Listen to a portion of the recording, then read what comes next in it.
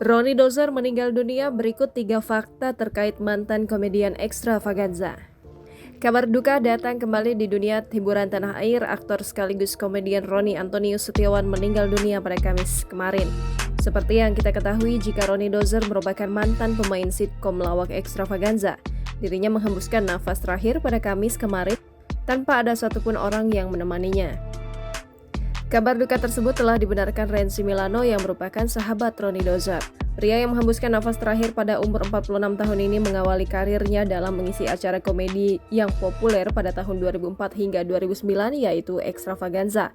Saat itu dirinya mengisi acara tersebut bersama komedian ternama lainnya seperti Ronald Surapraja, Indra Birowo, Tike Priyatnakusuma, Aming, Sogi Indra Duaja, Ence Bagus, TJ, Maya Septa, Icut, Mika Amalia, Tora Sudiro, Edric Chandra, Luna Maya, Roy Martin, Maudy Kusnaidi, dan lainnya.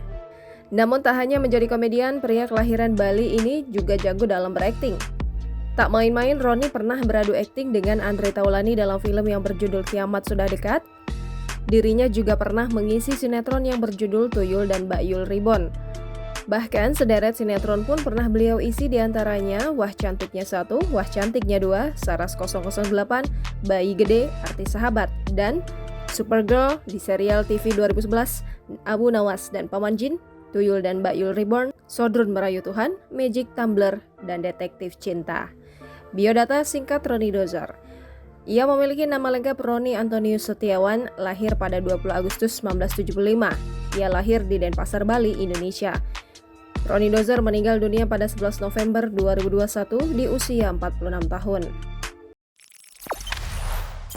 Jangan lupa subscribe, share, komen, dan like ya!